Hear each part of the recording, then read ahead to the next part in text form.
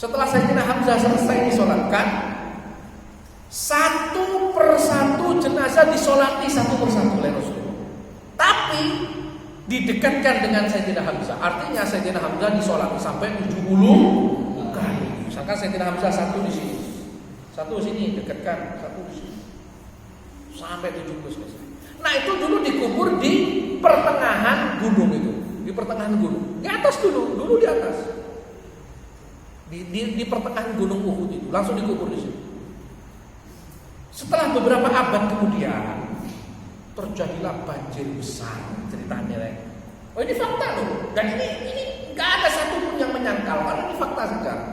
Setelah beberapa abad, ada yang cerita itu 80 tahun kemudian, ada yang bercerita itu di zamannya Sayyidina Utsman, ada yang bercerita, pokoknya sudah lebih dari 10-20 tahun lah. Tapi ini fakta. Terjadilah banjir besar, ini memang kuasa Allah. Bahwa ajaran Islam itu benar. Inilah kuasa Allah. Ya. Setelah itu ada banjir besar, yang mana banjir itu menimbulkan longsor dari gunung Uhud tadi, dan mayat itu pada berjatuhan. Mayatnya umat Islam yang 70 itu berjatuhan dari atas ke bawah. Salah satunya adalah mayatnya atau jenazah mulia dari Sayyidina Hamzah. Dan apa saudara yang dilihat waktu itu? Dadanya tetap bolong, ya. Kemudian darahnya masih segar sebagaimana dia baru pertama kali meninggal. Ayo, si gak yakin wong mati syahid itu mulia, Setelah berpuluh-puluh tahun di daerah yang kering kerontang, tidak ada air, susah sekali air di Arab Saudi, susah sekali air. Hari ini yang diminum oleh orang Arab Saudi itu adalah air sulingan itu. Satu-satunya air tawar yang saya temui di sana ada hanya air Zam-Zam. Selainnya itu adalah air sulingan dari laut itu. Disuling, ditawarkan. Yang terbaik itu jadi aqua, yang kedua itu untuk mandi, yang ketiga untuk pengairan kurma misalnya. Ya kualitas ketiga yang kurang. Gak mungkin kan? Darahnya itu segar sekali itu Sayyidina Hamzah itu. Dan baunya wangi yang gak pernah ditemui minyak wangi yang ada di Arab. Bau wangi apa kalau bukan wangi dari surga? Coba. Ayo coba. Mana ada wangian itu keluar dari dalam tanah? Nggak ada. Dia dulu. Harusnya logikanya kan membusuk dari itu tidak. Inilah kemudian bukti bahwa Al-Quran itu benar. Di dalam Al-Quran dijelaskan ayat wala tahsabannal ladzina qutilu amwata bal ahya'un 'indallahi yurzaqun. Jangan kau kira orang-orang yang mati di medan peperangan itu mati. Bahkan mereka itu hidup dan mereka itu ada di sisi Allah, hidup senang sekali, bahagia ada di sisi Allah. Ini Syahid nomor 1 tadi, yang ori. Sekarang yang grade-nya nomor 2. Syahid apa? Salah satunya adalah thalibul ilm. Banyak syahid itu ada sakit perut, syahid. Karena musibah, syahid. Ya. Kamu ketiban paku, meninggal. Paku salah hari ini tapi ya meninggal. Atau kamu ketabrak truk misalnya. Tapi bukan bunuh diri loh ya. Memang kecelakaan. Atau ibu yang sedang melahirkan meninggal, itu syahid. Salah satunya itu adalah thalibul ilm. Makanya ada tradisi santri ketika boyong, dia nggak mau boyong kan? Saya mau pindah kamar ya ini, supaya status kesantriannya masih tetap. Itu kira-kira seperti itu. Maka kita ini bahagia, bersyukurlah kita ini bisa diberi kesempatan untuk belajar. Dan rekreasi kita seorang santri ya belajar ini, nggak ada lagi. Saya yakin kok ketika kamu sudah pulang menjadi bagian dari masyarakat, menjadi bagian dari orang, kamu pasti akan merindukan saat-saat seperti ini.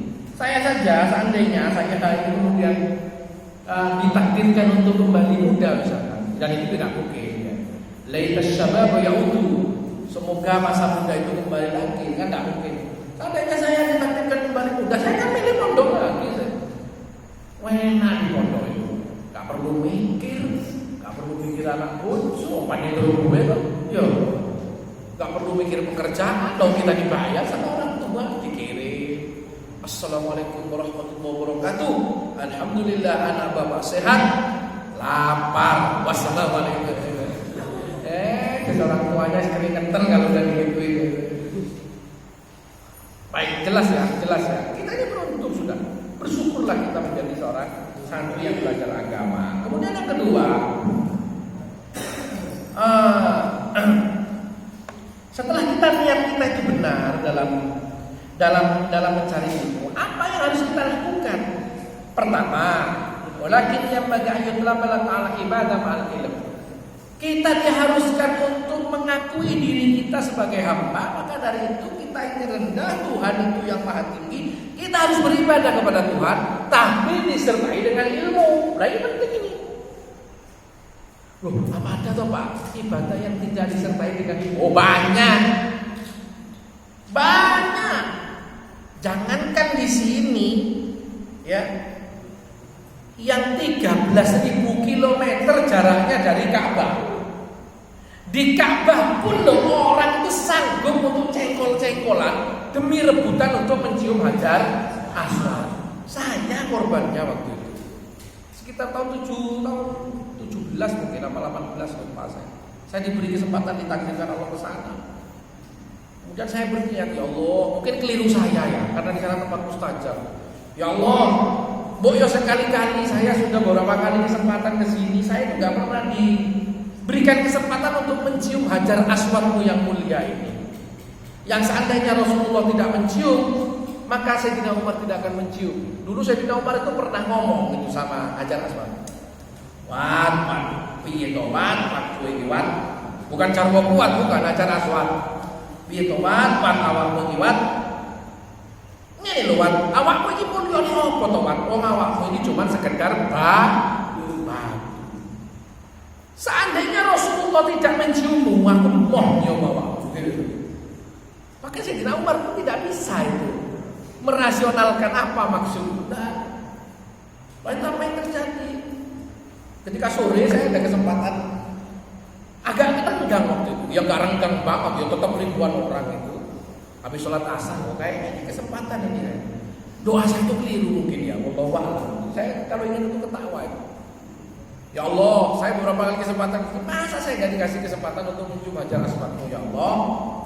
Ya saya dikasih kesempatan untuk berhasil mencium hajar aswadmu, sekalipun saya sakit dikit-dikit. No sakit dikit-dikit, dong pangeran lebih tawar ya dong. Sakit kok kepinginnya mencium hajar aswad. Akhirnya saya tuh mepet dari rukun Yaman itu mepet. Jadi Ka'bah itu kotak begini, ya macam kotak. Ya. Terus di pinggirnya itu seperti ada tembok begini loh. Bukan tembok begini, tapi temboknya begini. Kayak segitiga sama kaki ya, bukan segitiga, ya segitiga lah, bukan sama kaki segitiga. Nah saya mencet di situ karena posisinya miring begini, tembok di bawahnya itu, ya kan keringetan itu orang ribuan. Saya pakai jubah, pakai kaos, pakai sarung juga di dalam. Itu saking dari banyak keringetnya itu, padahal sudah rampai baju saya. Itu netes sampai ke kaki, kepleset-pleset. Tapi kepleset saya itu gak jatuh ke bawah. Karena apa? Di bawah saya ini sudah kepala orang gitu. Saking buayanya.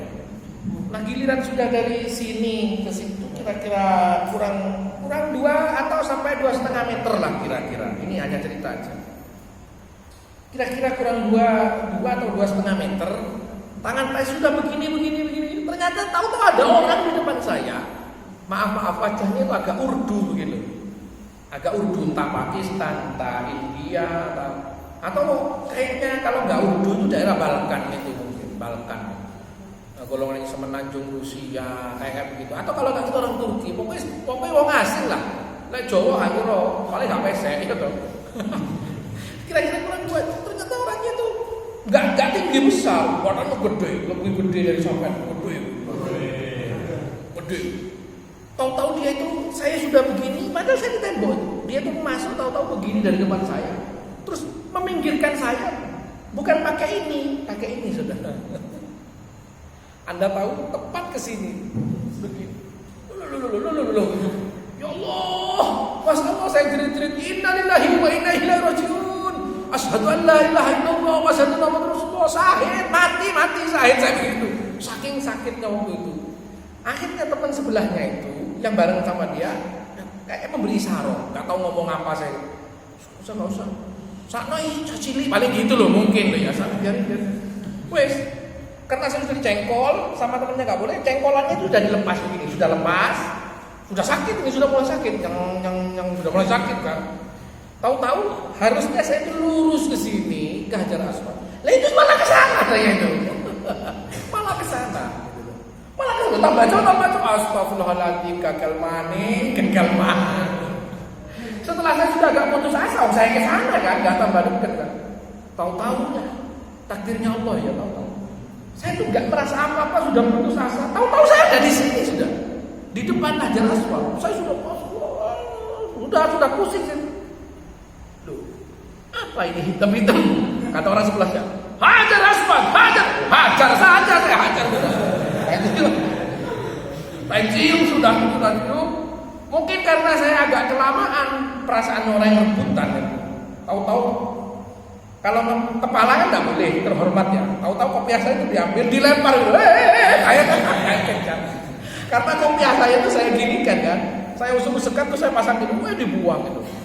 Saya kejar, nggak tahu tuh saya kejar ngelompatin berapa kepala, wallahu alam.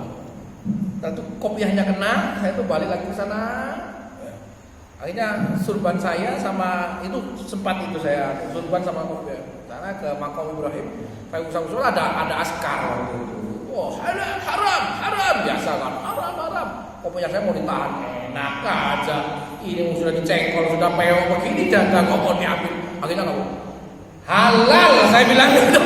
Terus saya kabur saya. Kamu bos ngomong-ngomong nggak ngurus. Yang penting halal sudah. Oh haram semua gimana? Memang ini tanah haram, tapi nggak harus haram semua dong, enak aja. Jadi jangan di sini ya. Di sana tempat yang mulia itu mereka sanggup untuk mengorbankan sesama saudara Islam demi untuk mencapai tujuan luar biasa itu. Jangan-jangan wallahu a'lam tuh jangan-jangan inilah yang disindir oleh Imam Nawawi. Al-ibadah harus didasari ma'al ilmi. Kalau tidak didasari ilmu ya begitu tuh. Saya pengalaman haji itu berapa ya? 2011. Saya ditakdirkan Allah haji ke sana 2011. Itu jarak penampungan saya dengan Mekah itu 5 kiloan. 5 sampai 6 kilo. Sama tour leader juga dibilang, sama guide juga bilang, "Pak, calon jamaah haji, sampean jangan sekali-kali ke Mekah kalau tidak bersama dengan orang yang hafal betul jalan Mekah." Kenapa Ustaz? Kan pahalanya di sana 100.000. Iya Pak. Sopir-sopir yang daerah sini hampir semuanya tahu kalau ke Mekah, ke Masjidil Haram semuanya paham. Tapi ketika dari sana balik ke sini tidak semuanya hafal Pak. Karena ini daerahnya agak jauh di daerah Rusaifah. Wes kengkel. Haji waktu itu kurang 4 hari. Dengan semangat gegap gempita aku bayar larang kayak paling gitu ya. Saya harus beribadah di masjid itu. Setelah itu dia naik taksi berangkat dari hotel itu ke masjid. Nyampe di masjid apa yang terjadi? 2 hari 1 malam tidak balik ke hotel. Koncone hilang. Dek lali kayaknya apa mang. Hotel saya itu daerah apa? Apa Purworejo? Apa Ganjar lali? 1 hari 2 malam. Jadi 2 malam itu ada di Masjidil Haram. Tengah tola. Lek luwe insyaallah ndak. Karena di situ banyak air Zam-Zam bertebaran. Air Zam-Zam itu kan mau Zam-Zam 5 syuribalah. Air Zam-Zam itu diminum sesuai dengan niatnya itu jadi. Kalau diniati biar warak ya warak. Diniati untuk obat jadi obat. Mau Zam-Zam 5 syuribalah. Terserah mau diniati apa. Lek makanan itu tidak khawatir tetapi mulai itu 2 hari. Akhirnya setelah pulang aku kapok. Sudahlah saya sholat di sini. Toh target terbesar saya haji, bukan hanya sholat fardunya toh. Mungkin ini belum haji. Akhirnya Ustadz Kiai itu memberikan pelajaran. Di sini loh Pak, ibadah itu juga harus didasari dengan ilmu. Kalau tidak didasari dengan ilmu, yang prioritas jadi tidak prioritas, yang tidak prioritas malah jadi prioritas. Gitu loh Pak maksud saya. Hati-hati. Kadang kan zaman sekarang itu aneh-aneh. Ya bukan berarti ini keliru, bukan. Ada biasanya nih ibu-ibu biasanya. Kalau sampai enggak, ibu-ibu biasanya. Ibu-ibu itu kalau dia itu terlambat acara rutinan istighosah sekali saja, itu seperti dosa besar. Ya benar. Aku sampai bahaya ini, saya nggak ikut atau istighosah itu bahaya. Gimana nih? Saya malu sama kiai. Padahal cuma istighosah, hukumnya sunnah. Istighosah rapopo, istighosah ora rapopo. Tapi kalau sholat fardunya dientengkan. Kadang nggak sholat, ini kan aneh. Kamu boleh jangan, aku usah sholat juga. Mono lo tonggo aku gak sholat yang mangan. Aku gak sholat yang apa? Nyatanya aku lah ini kacau. Ini kalau tidak didasari dengan ilmu, tidak boleh kamu. Harus didasari ilmu. Ilmu yang pertama tahu akan Tuhan kita, bahwa Allah itu punya sifat yang 20 tadi. Aku ceket itu ya 20 sifat wajib, wujud, kita bangko, mukhalafah dan seterusnya. Kemudian sifat mustahilnya Allah. Kemudian sifat jaiznya Allah. Allah itu terserah mau melakukan mau tidak, itu apa dari Allah.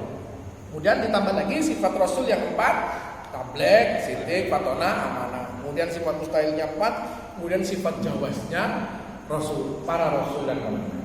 Setelah itu barulah iman kamu benar. Bagaimana mungkin kita akan beribadah kita tidak tahu yang kita sembah? Bagaimana mungkin kita mau menyembah sementara yang kita sembah itu kita lakukan ketuhanannya? Ada enggak yang dilakukan ketuhanannya? Ada yang dilakukan ketuhanannya. Contohnya apa? Contohnya ya, ada Tuhan itu berwujud seperti makhluk tertentu.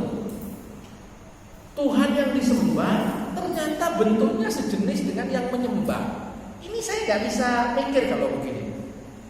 Ada Tuhan yang disembah, wujudnya sama persis dengan yang menyembah. Gampangnya ini. Kita manusia, Tuhan kita bentuknya manusia. Nah itu saya tetap tidak nerima. Tidak nerimanya di mana? Kalau saya tidak ngomong siapa-siapa. Saya kalau ditanya Tuhan kamu siapa? Tuhan saya Allah. Yang benar Allah. Allah itu siapa? Ya mukhalafatul hawadits. Wahdaniyat. Allah itu tidak sama. Apapun tidak sama sudah. Nah kalau kemudian Allah diwujudkan, dipersonifikasikan bentuk tertentu, ya tidak bisa karena itu ciptaan Allah. Apapun yang masih ada bentuknya, ada wujudnya, itu adalah ciptaan Allah. Allah tidak sama dengan itu. Laisa kamitslihi syai'un. Tidak ada sesuatu pun yang menyamai Allah, tidak ada sudah. Lah kalau kemudian ditanya bagaimana dengan Tuhan tertentu yang diyakini? Lah saya tidak menyalahkan itu, tapi saya tidak mengakuinya. Bayangkan kalau Tuhan itu bentuknya manusia. Kalau manusia itu kira-kira bisa sakit enggak? Kalau nggak makan lapar enggak? Kalau salah makan mencret enggak? Ya enggak? Terus Tuhan mencret, akal saya itu tidak bisa nerima. Ya mungkin karena saya kurang cerdas apa ya. Tapi akal saya tidak bisa terima. Terus saya suruh tidur itu nggak bisa tenang, itu pasti tidak tenang saya. Tuhan mencret. Tuhan mencret. Bayangkan coba. Kalau bentuknya manusia masih butuh makan, ya pasti bukan Tuhan menurut saya. Ya. Tuhannya keren, mau makan bakso dulu. Kakek kepedesan mencret. Ada Tuhan mencret. Kira-kira terima. Kalau saya tidak terima tapi saya tidak menyalahkan kalau ada yang menyembah Tuhan, ya monggo itu keyakinan. Tapi bagi saya agama itu ibarat pilihan. Pilihannya bagaimana? Di depan kita misalkan ada air berwarna putih semua. Ada 3 macam. Satu air putih, satu air aki, satunya air racun. Bentuknya sama-sama putih, sama-sama tidak berbau. Wes. Yang sebelah sini air putih, yang di tengah ini adalah racun, yang di sini adalah air keras, air aki. Bentuknya sama-sama putih, ditaruh di gelas, cirinya sama. Agama itu ibarat begitu. Menurut saya, yang saya yakini adalah sebelah kanan ini yang air. Saya yakin ketika saya minum, ya karena memang air, ya saya selamat.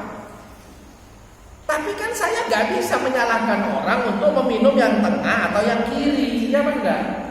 Karena dia juga meyakini bahwa yang tengah tadi, yang racun tadi itu adalah air. Adapun kemudian dia minum terus dia koet, ya terserah dia. Pilihan dia. Yang air asli juga begitu. Dia minum ya monggo saja. Setelah minum ternyata wajahnya mengisut, kimpes ya, seperti air raksa kan begitu ya. Entek, irungnya kayak seperapat misalnya. Iya. Gara-gara kena efeknya air raksa, ya monggo, itu urusan mereka. Tapi saya tidak mau menyalahkan mereka. Kalau saya ditanya, Tuhan Anda siapa? Jelas Tuhan saya Allah. La syarikalah, wahdahu la syarikalah. La ilaha illa ghairuh, la ilaha illallah. Begitu sudah enggak ada. Bentuknya apa? Karena Tuhan ya beda dengan yang diciptakan. Ibaratnya begini. Saya seorang ahli kursi, ahli dampar ini. Mungkinkah dampar itu sama dengan saya? Tidak mungkin. Saya kok yang buat dampar, kok dampar sama dengan saya? Saya dampar, dampar, saya dampar, tidak mungkin sudah. Tidak mungkin sudah itu. Kok Allah kemudian sama dengan manusia? Kok bentuknya sama? Itu tidak jelas tidak sama. Sejak kapan ciptaan itu sama dengan pencipta? Gak ada ceritanya penemu HP itu ternyata HP itu sendiri. Gak ada, penemu HP manusia. Selamanya manusia tetap manusia, selamanya HP tetap HP. Dia tidak akan berubah menjadi manusia. Saya kira jelas ya keterangan saya ya. Untuk itu hari ini kita dapat banyak pelajaran bahwa ibadah itu harus didasari dengan ilmu. Kalau tidak pasti ngawur. Pasti ngawur. Inilah kemudian yang diisyaratkan dalam salah satu syair yang terkenal, fanau alimin wahidin mutawarri'in asaddu ala syaitani min alfi abidin. Tidurnya seorang alim, satu orang alim mutawarri', orang yang alim yang benar-benar wirai, menjaga diri, agamanya benar, tidur. Itu setan lebih berat untuk mengganggu satu orang alim yang tidur ini daripada mengganggu 1000 orang bodoh yang beribadah. Si beratan sih ganggu dulu. Tidur itu kelihatannya kan seperti tidak ibadah loh. Tapi tidurnya orang alim itu jauh lebih beribadah daripada ibadahnya orang bodoh. Makanya kalau Anda boleh memilih, jangan sekali-kali memilih jadi orang bodoh. Pasti akan menyesal. Pasti akan menyesal. Pasti akan tersesat. Pasti akan menyesatkan. Pilihlah jadi orang alim, Anda akan selamat. Apa yang Anda ucapkan akan menyelamatkan orang-orang di sekitar Anda karena ilmu yang benar tadi. Mari kita tutup acara ini dengan membaca kafaratul majlis. Subhanallah wa bihamdihi.